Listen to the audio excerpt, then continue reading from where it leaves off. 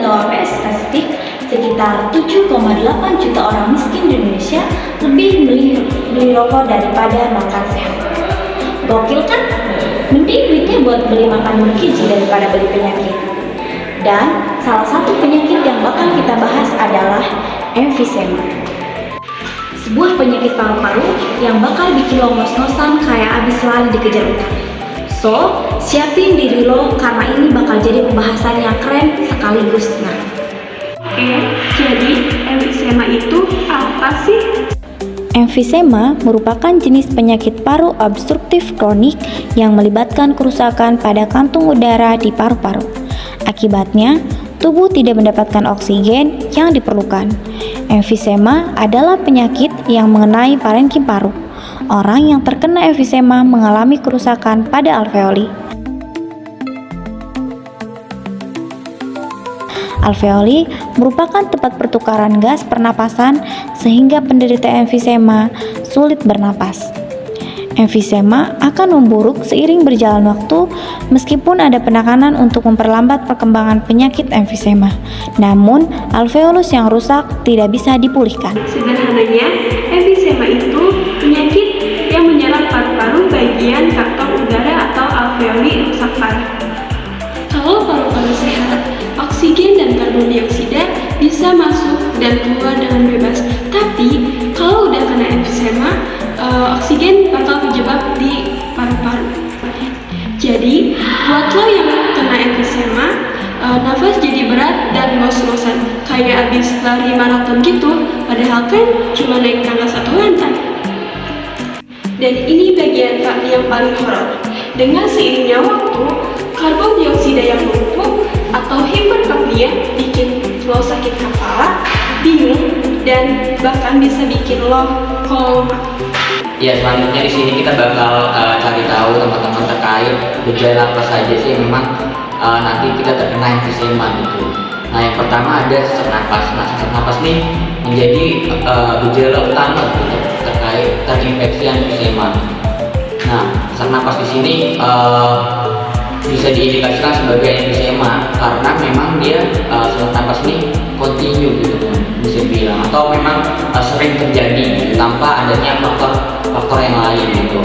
Nah, tetapi sesak napas di asma itu biasanya memang dia terkena faktor gitu, ataupun satu dan lain hal yang memang atau aktivitas yang berlebih sehingga dia bikin sesak napas. Nah, tapi buat yang emfisema tersebut biasanya memang dia terjadi secara kontinu gitu, secara memang sering terjadi gitu, misal seminggu ataupun sehari itu memang terjadi beberapa kali sesak napas gitu. Biasanya itu gejala dari si emfisema tersebut.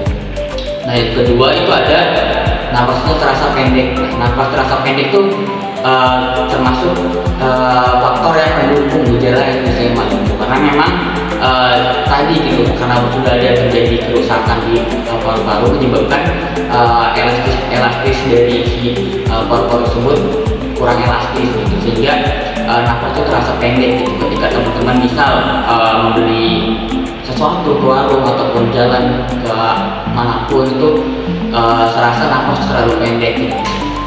Istilahnya memang kayak gampang capek ataupun apalah gitu, jadi nafasnya memang terasa pendek. Nah, yang kedua ada terus yang ketiga ada batuk berdahak dan juga mengeluarkan darah gitu. Nah, itu menjadi faktor pendukung juga gitu buat terinfeksi emfisema gitu, karena memang ini ada beberapa faktor teman-teman yang kita bisa sebut sebagai emfisema. Nah, ada juga beberapa memang itu terjadi infeksi gitu terkait paru-parunya gitu, sehingga dia bisa mengeluarkan darah gitu. Nah, untuk darah tersebut atau lendir tersebut tuh berasal dari mana sih gitu. Nah, itu biasanya memang faktor penyakit bawaan gitu, kayak bronkitis. Nah, itu biasanya ada gitu, atau bisa berbarengan juga gitu terkait penyakit bronkitis juga emfisema. Nah, biasanya ketika ada penyakit bawaan terus terkena emfisema, nah biasanya memang faktor-faktor tersebut juga seperti dahak yang berada berkeluar darah tersebut memang menjadi faktor pendukung gitu terkait gejala-gejala dari emfisema tersebut. Terus yang selanjutnya ada batuk yang terus menerus gitu. Nah itu batuk yang terus menerus tuh memang tadi gitu karena memang terjadi kerusakan, terus dia mengalami batuk yang cukup lama gitu. Perbedaan batuk-batuk yang memang biasa dengan yang emfisema cukup terlihat gitu teman-teman ketika teman-teman batuk yang memang batuk biasa biasanya kan tidak terlalu lama gitu untuk gejala-gejala batuk tersebut, tidak lebih dari 1 ataupun 2 bulan gitu. Tapi buat yang emfisema tersebut gejala batuknya itu cukup lama teman-teman, atau cukup lama gitu, bisa dibilang hampir sekitar 3 bulan atau 4 bulanan gitu, atau mungkin selama terinfeksi emfisema udah batuk terus menerus gitu karena memang dia sudah terjadi kerusakan. Sekarang pertanyaannya, bisa sembuh nggak? Jawabannya enggak. Sekali kena, paru-paru lo bakal rusak dan nggak bisa balik kayak semula. Tapi jangan panik. Nah, lo masih bisa ngerem gejalanya dengan beberapa cara. Yang pertama, ada berhenti merokok. Upaya dalam menghentikan kebiasaan merokok memberikan efek yang positif untuk mengurangi gejala dari penyakit paru obstruktif kronis. Yang kedua, lo bisa hindari polusi dan debu industri. Mengurangi paparan terhadap asap kendaraan, polusi industri, dan debu dapat membantu mencegah iritasi pada paru-paru. Terus yang ketiga, lo bisa olahraga ringan dan latihan pernapasan.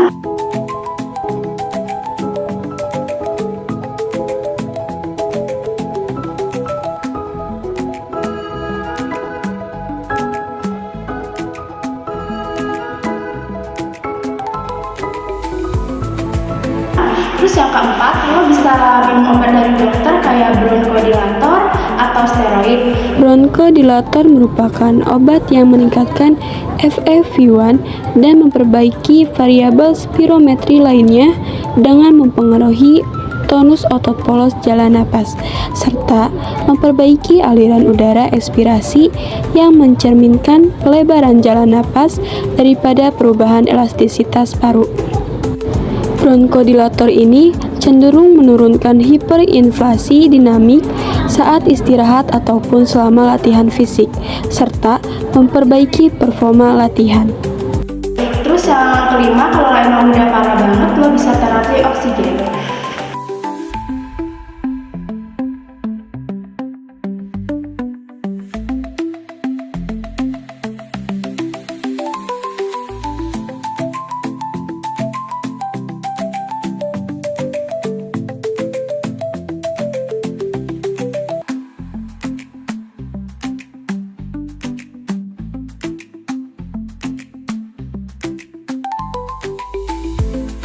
Jadi guys, kalau masih suka merokok atau hobi nebeng asap rokok teman, mulai sekarang pikirin baik-baik, paru-paru rusak dan gak bakal bisa balik kayak semula. Jadi sayangi diri lo sendiri. Jadi kalau lo suka video ini, jangan lupa like, komen, dan share video ini biar makin banyak yang sadar bahaya emfisema.